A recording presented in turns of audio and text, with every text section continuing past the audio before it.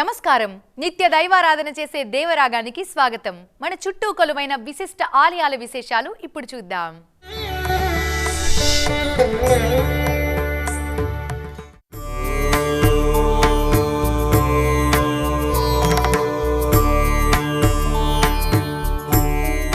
భారతదేశంలో ప్రఖ్యాతిగాంచిన ఆధ్యాత్మిక క్షేత్రాల్లో ఒకటిగా వెలుగొందుతోంది కర్నూలు జిల్లాలోని మంత్రాలయం శ్రీ రాఘవేంద్ర స్వామి వారి మఠం. రాఘవేంద్ర స్వామి జీవ సమాధిలోకి ప్రవేశించిన బృందావనాన్ని దర్శించుకునేందుకు నిత్యం 10,000 మందికి పైగా భక్తులు, పర్యాటకులు ఇక్కడికి వస్తూ ఉంటారు. మంత్రాలయం ఒకప్పుడు మారుమూల ప్రాంతం, మంచాల గ్రామంగా పిలిచేవారు. ఆదోని పట్టణం నవాబు పాలనలో ఉండేది. మధ్వ మఠంలో సన్యాసం స్వీకరించిన రాఘవేంద్రస్వామి అక్కడున్న మూలరాములను పూజిస్తూ బోధనలు చేస్తూ మంత్రాలయానికి వచ్చారు. స్వామి పూర్వవతారం శ్రీ మహావిష్ణువు భక్త పరాయణుల్లో ఒకడైన ప్రహ్లాదుడు అప్పుడు యజ్ఞాలు, యాగాలు చేసిన స్థలమే మంత్రాలయమనే గాథ. అందుకే పూర్వవతారంలో రాజు పాలించిన స్థలం కావడంతో ఇక్కడే తాను బృందావనస్తులు కావాలని స్వామి తలచారు. ఆ సమయంలోనే ఆ గ్రామదేవత మంచాలమ్మ రాఘవేంద్రస్వామిని ఇక్కడే ఉంచాలని ఆజ్ఞాపించిందట. దీంతో స్వామి ఇక్కడే ఉంటూ చివరకు ఇక్కడే జీవసమాధయ్యారు. అప్పటినుంచి నిత్యం రాఘవేంద్రస్వామి మూల బృందావనానికి పండితులు మంత్రాలు వల్లిస్తూ ఉండడంతో ఈ మఠం కాలక్రమంలో మంత్రాలయంగా మారిందని చెబుతారు. ఇక్కడికొచ్చే భక్తులు ముందుగా గ్రామదేవత మంచాలమ్మను దర్శించుకుని అనంతరం రాఘవేంద్రస్వామి బృందావనాన్ని దర్శించుకుంటారు.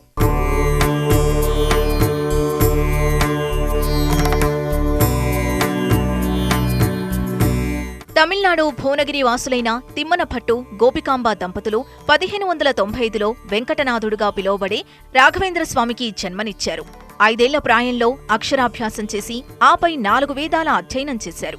యుక్త వయసు వచ్చేసరికి విద్యల సారాన్ని గ్రహించిన వెంకటనాథుడు సాధారణ కుటుంబ జీవితాన్ని వద్దనుకుని సన్యాసం స్వీకరించారు.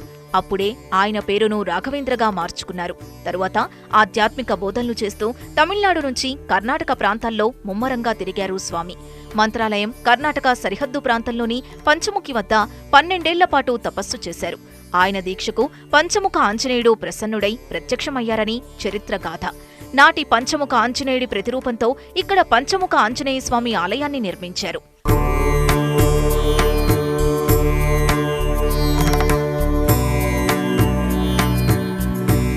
అనంతరం పవిత్ర తుంగభద్ర నదీ తీరాన మంత్రాలయానికి వచ్చిన రాఘవేంద్రుడు అక్కడే ఉంటూ తన బోధనలు కొనసాగించి ఆపై 1871లో రాఘవేంద్రస్వామి మంత్రాలయంలో సజీవ సమాధి పొందారు.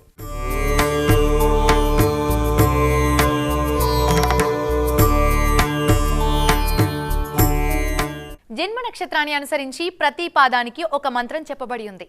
ఆ మహామంత్రాన్ని మనకు అందిస్తున్నారు శ్రీ కుప్ప శ్రీనివాస శాస్త్రి గారు.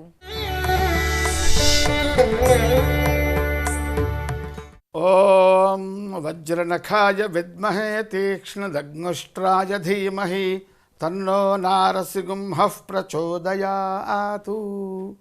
నేడు మనము మూలా నక్షత్రము యొక్క 2వ పాదములో జన్మించిన వాళ్ళు తమ పేరు యో అనే అక్షరంతో మొదలయ్యే వాళ్ళు పఠించాలి. ఇప్పుడు ఈ శ్లోకములోని నామమంత్రములను వాటి యొక్క ఫలితములను మనము తెలుసుకుందాము. ఓం మనోజవాయ నమః. ఈ నామమంత్రము యొక్క జపము చేయటం వలన ద్రౌపదిని, గజేంద్రుడిని ఇత్యాది పరమ భక్తులను పదే పదే కాపాడినటువంటి శ్రీ మహావిష్ణువు వాయువేగ మనోవేగములతో మనము కష్టములలో ఉన్నప్పుడు వచ్చి రక్షిస్తాడు.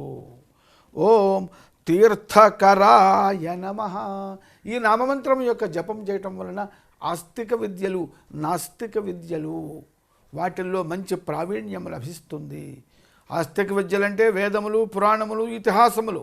నాస్తిక విద్యలంటే ఆధునిక విజ్ఞానము సంబంధించినటువంటి సైన్స్, ఇంజనీరింగ్, మెడిసిన్ వంటివి. కాబట్టి ఈ నామమంత్ర జపము వలన వాటిని చదువుకునేటువంటి విద్యార్థులకు చక్కని లాభము కలుగుతుంది, విద్య లభిస్తుంది, పరీక్షలలో విజయము లభిస్తుంది. ఓం వసురేతసే నమః. ఈ నామమంత్రం యొక్క జపం చేయటం వలన మంచి విద్య, తేజస్సు, మంచి బుద్ధి, మంచి గుణాలు కలిగినటువంటి చక్కని సంతానము కలుగుతుంది. ఓం వసుప్రదాయ నమః. ఈ నామమంత్రం యొక్క జపం చేయటం వలన లౌకికమైనటువంటి, భౌతికమైనటువంటి, సాంసారికమైన, ప్రాపంచికమైన జీవనం, సుఖజీవనానికి కావలసిన ధనాన్ని, ఐశ్వర్యాన్ని భగవంతుడు మనకి అనుగ్రహిస్తాడు. ఓం వసుప్రదాయ నమః. లౌకికమైన ధనము ఖర్చు పెడితే తరిగిపోతుంది. ఖర్చు పెట్టినా తరగనటువంటి ధనము జ్ఞానము. అటువంటి ఆ జ్ఞానాన్ని కూడా పరమాత్మ మనకి అనుగ్రహిస్తాడు ఈ నామమంత్రం యొక్క జపం చేయటం వలన. ఆ జ్ఞానము వలన తరగనటువంటి మోక్షము లభిస్తుంది. ఓం వాసుదేవాయ నమః. శ్రీ మహావిష్ణువు ఈ నామమంత్రం యొక్క జపం చేయటం వలన పర, వ్యూహ, విభవ, అంతర్యామి, అర్చాస్వరూపముగా ఉన్నటువంటి శ్రీమన్నారాయణుని యొక్క అనుగ్రహము మనకి తప్పక లభిస్తుంది. ఓం వసవే నమః. మనమే ఆయన, ఆయనే మనము అనేటువంటి తాదాత్మ్య జ్ఞానము భగవంతునితో మనకి కలుగుతుంది. ఓం వసు మనసే నమః. ఈ నామమంత్రం యొక్క జపం చేయటం వలన అహం బ్రహ్మాస్మి అనేటువంటి అద్వైత జ్ఞానము కలుగుతుంది. ఓం హవిషే నమః. ఈ నామమంత్రం యొక్క జపం చేయటం వలన మనల్ని మనము భగవంతుని చరణాల విందముల కింద సమర్పించుకుని ధన్యులమవుతాము. ఓం నమో నారాయణాయ. వేద రహస్యాలను, సృష్టి ధర్మాన్ని సులువుగా తెలిపేది భగవద్గీత. ఆ గీత తత్వాన్ని మనకు అనుగ్రహిస్తున్నారు శ్రీ శ్రీ శ్రీ త్రిదండి చిన్నజీయర్ స్వామి వారు.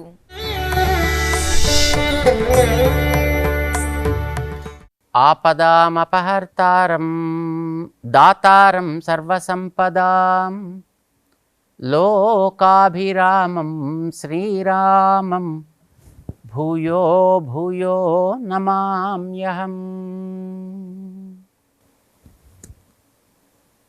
జయ శ్రీమన్నారాయణ. ప్రియ భగవద్బంధులారా, 2వ అధ్యాయంలో భగవద్గీతలో శ్రీకృష్ణ పరమాత్మ ఆత్మస్వరూపాన్ని చెప్పాడు. ఈ ఆత్మ ఎలా ఉంటుంది, ఏం పొందితే ఇది మనకి మళ్ళీ ఇంకొకసారి ఈ కర్మబంధంలోకి రాకుండా ఉంటుంది అనే విషయాల్ని ఉపనిషత్తులు మనకి చెప్పాయి. భగవంతుడు మనందరి హృదయంలోనూ ఉంటాడు. అట ఈ లోపల ఉండేటటువంటి భగవంతుడికి అంతర్యామి అని పేరు పెట్టాయి మన గ్రంథాలు. అంతః లోపలుండి, యామి నడిపిస్తూ ఉంటాడు కనుక ఆయనకి అంతర్యామి అని పడు. యా ఆత్మానం అంతరో యమయతి. ఆయన శాసిస్తూ ఉంటాడు, లోపల నుండి నడిపిస్తాడు. ఆయన నడిపించినట్టుగా మనం అందరూ నడవలసిందే. మనం కాదు, ఏ ప్రాణైనా నడవలసిందే. అది మిగతావి తెలుసుకోదు. మనుషులం కనుక మనం తెలుసుకోవడానికి అవకాశం ఉంది అని మనుషులకి చెప్పారన్నమాట.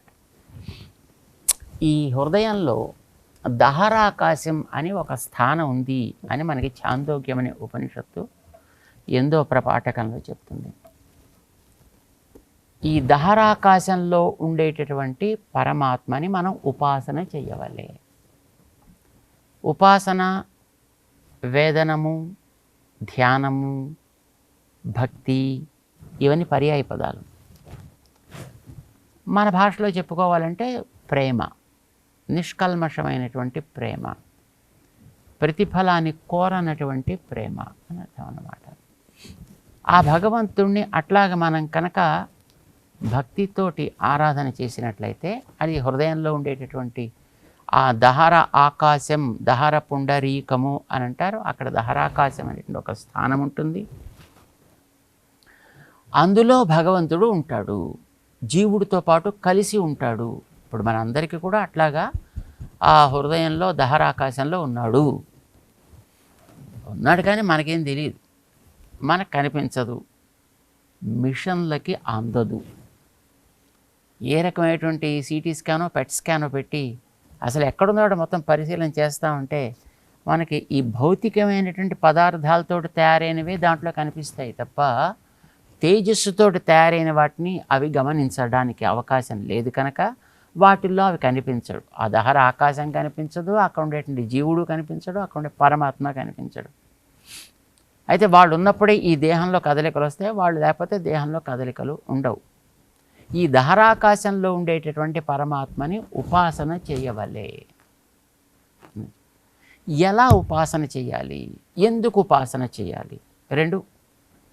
ఎందుకు ఉపాసన చేయాలి అని అంటే, నాయనా నువ్వు సామాన్యుడు అనుకుంటున్నావుటయా, నువ్వు చాలా గొప్పవాడువయా, నీ గొప్పతనం నీకు తెలియాలంటే నువ్వు ఉపాసన చేయాలి. నేను అంత గొప్పవాడినా? ఎంత గొప్పవాడిని చెప్పమని అడిగాడు ఇంద్రుడు ప్రజాపతిని అడిగట. దానికి సమాధానం చెప్పాడు. ఈ ఆత్మ అంటే లోపల ఉండేటువంటి నువ్వున్నావే, అపహత పాప్మా, అసలు నిజానికి ఏ రకమైనటువంటి దోషము అంటని యోగ్యత కలవాడివి నువ్వు. ఇప్పుడు నీకుండేటటువంటి అజ్ఞానం చేత, మోహం చేత నువ్వు అన్నిటినీ నీ మీదే పోసుకుంటున్నావు, వాటిలో పడి నువ్వు కూరుకుపోతున్నావు.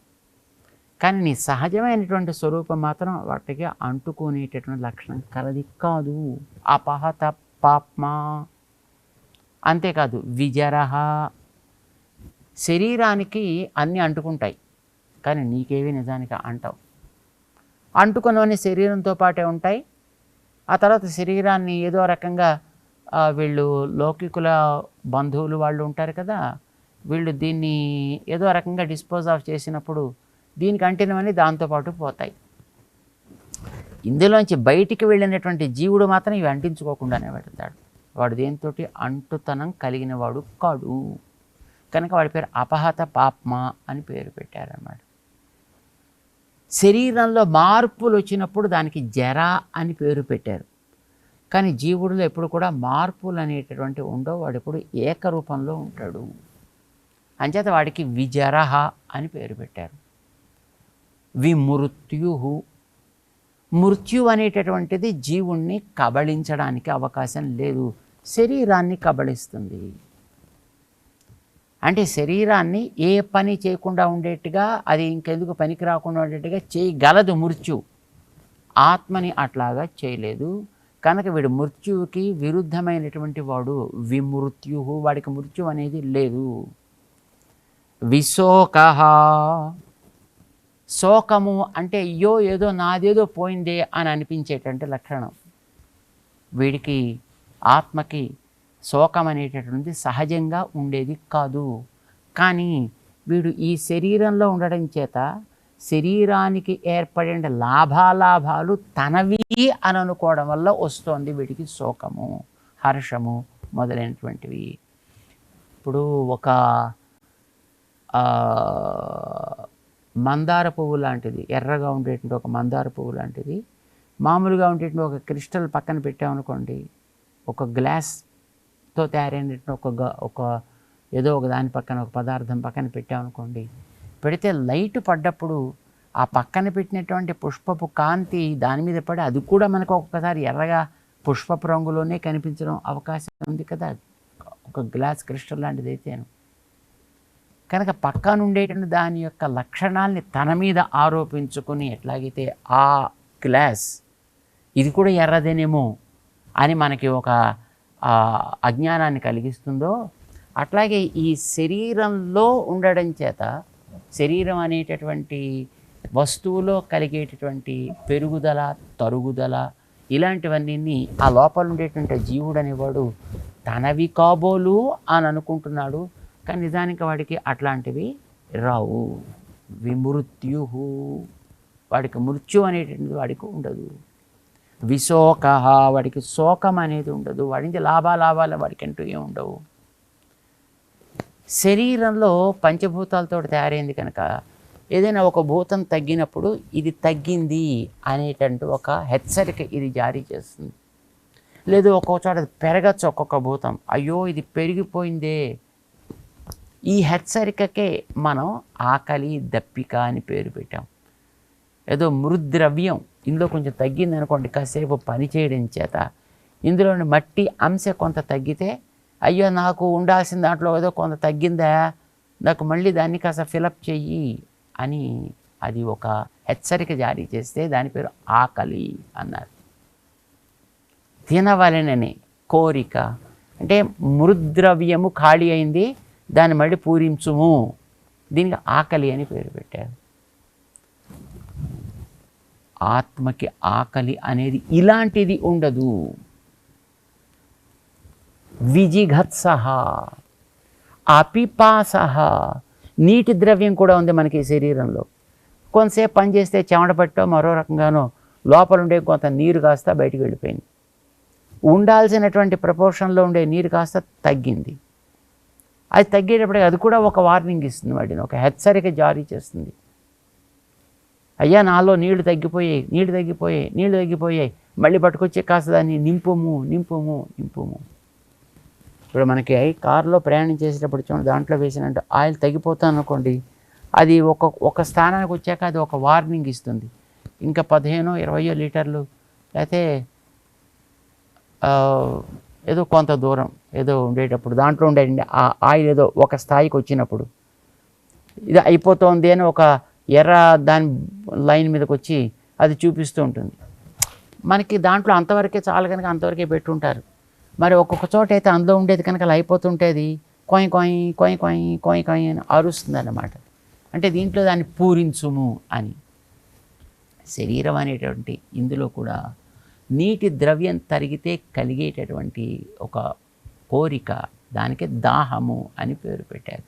సో ఇట్లాగా భూతముల యొక్క ఆగమన గమనముల చేత కలిగేటువంటి మార్పులను బట్టి తిరిగి వాటిని కోరడానికి రకరకాల పేర్లు పెట్టారు. ఆత్మకి అట్లాంటి ఆకలి దప్పిక అనేటువంటి ఉండవు. విజిగత్సః అపిపాసః. మరి దానికి ఏముంటాయి? సత్య సంకల్ప సత్యకామః. ఇది ఎప్పుడు మంచినే అనుకుంటుంది. ఆత్మ అనుకునేది ఎప్పుడు కూడా మంచినే కోరుకుంటూ ఉంటుంది. భగవంతుణ్ణి కోరుకోవాలి. నిజానికి అనుకున్నది ఏదైనా సాధించగలిగేటటువంటి శక్తి ఆత్మకుంది. దాన్ని మనం ఈ శరీరం వైపు తిరిగి దీంట్లో తగులుకునేటట్టు చేసి ఇందులో కర్మబంధమై ఉండిపోయేటట్టుగా చేయడం చేత అవి కాస్త మూతబడిపోయాయి. దానికి సత్యకామ సత్య సంకల్ప అని పేరు పెట్టారు. సో 6 తగనివి, 2 తగినవి. అపాతపాప్మ విజర విమృత్యుర్విశోక విజిఘత్సః సత్యకామః అపిపాసః. సత్యకామ సత్య సంకల్ప అనే 2 కూడా వీడికి ఉండదగినటువంటి క్వాలిటీస్, యోగ్యతలు. ఇవి 8 కలిపి అష్టగుణములు అని అంటారు వీటిని. ఈ అష్టగుణములు ఇప్పుడు మూసుకుపోతేనే దానికి కర్మబంధము అన్నారు. ఈ కర్మబంధం తొలగిపోయి అష్టగుణములు ప్రకాశించడమే మోక్షము అని అంటారన్నమాట. మనందరికీ ఇప్పుడు మోక్షం కావాలి. మనందరికీ ఉండే బంధములు విడిపడాలి. విడిపడి లోపల మనమెవరో మనకి స్పష్టం కావాలి. ఇది అష్టగుణ ఆవిర్భావము అని అంటారు. ఈ అష్టగుణ ఆవిర్భావాన్ని సాధించడమే ఈ దేహంలో ఉండేటప్పుడు మనం చేయాల్సిన పని. ఇది దహర విద్య అనే ప్రకరణలో ఛాందోగ్యం తెలియజేసిందండి. అయితే బ్రహ్మగారు ఇంద్రుడికి ఈ విషయాలను వివరిస్తూ ఈ అష్టగుణావిర్భావం కలిగినటువంటి ఆ జీవుడికి ఉండే దశలు కొని చెప్పాడు ఆయన. మొట్టమొదటి జాగ్రత్త దశని గురించి చెప్పాడు. స్వప్న దశ అంటే నిద్రాకాలిక దశని గురించి చెప్పాడు. ఆ తర్వాత సుషుప్తి దశని గురించి చెప్పాడు. సుషుప్తి అంటే గాఢ నిద్ర అని అర్థం. మనకి గాఢ నిద్రకి మెలకువగాకి ఉండే మధ్యలో కలలు వస్తూ ఉంటాయి. ఆ కలల్లో ఎన్నో చూస్తుంటాం. అప్పుడప్పుడు నదుల మీద పరిగెడతాం, ఆకాశంలో ఈతలు వేస్తూ ఉంటాం. ఎన్ని రకాల తమాషాలు ఉంటాయో మనకి తెలియదు నిజానికి. ఇలాగా స్వప్రదశ, జాగ్రత్త దశ, సుషుప్తి దశ అనే 3 దశల గురించి ఆయనకి చాలా స్పష్టంగా చెప్పాడు ఆయన. ఇవన్నీ విన్నాడు ఇంద్రుడు. కానీ ఇవేమిటో నాకు అంత సుఖంగా ఉన్నట్టు అనిపించట్లేదా, ఇవి నాకు ఇదేమిటో చాలా అల్పమైనటువంటివిగా నాకు కనిపిస్తున్నాయి అని అన్నాడు ఆయన. ఎందుకని? పరబ్రహ్మ అనేటటువంటి దానికి అమృతత్వం అనే ఒక గుణం ఉండాలి. అమృతత్వం అంటే ఎప్పుడు మారకుండా ఎప్పుడు సుఖాన్ని ఇచ్చేటటువంటి స్థితి ఉండాలి. మరి అలాంటిది నువ్వు చెప్పేటటువంటి ఈ అష్టగుణావిర్భావం కలిగినటువంటి ఆ జీవుడిలో ఉంటాయి అని నాకు అనిపించట్లేదు. ఎందుకంటే వాళ్ళు ఉండేటైతే వాటికి బంధంలోకి ఎందుకు వస్తాడు? అసలు రాకుండానే ఉండాల్సింది కదా. ఇప్పుడు బంధంలోకి వచ్చాయంటే వాళ్ళు ఆ గుణములు ఎప్పుడు ప్రకాశించటం లేదని కదా అర్థం. అంచేత వాడికి ఉండేటువంటి ఈ జాగ్రత్త, స్వప్న, సుషుప్తి దశలో వాడికి బంధకాలు అన్నమాట. అయితే ఆ టైంలో కూడా వీడు లోపలికి వెళ్ళి భగవంతుని చేరుతుంటాడు. కానీ కర్మ అనే వెనకాల ఒక ఒత్తిడి ఉండడం చేత మళ్ళీ లోకంలోకి వచ్చేస్తుంటాడు, మళ్ళీ మెలకు వచ్చేస్తూ ఉంటుంది.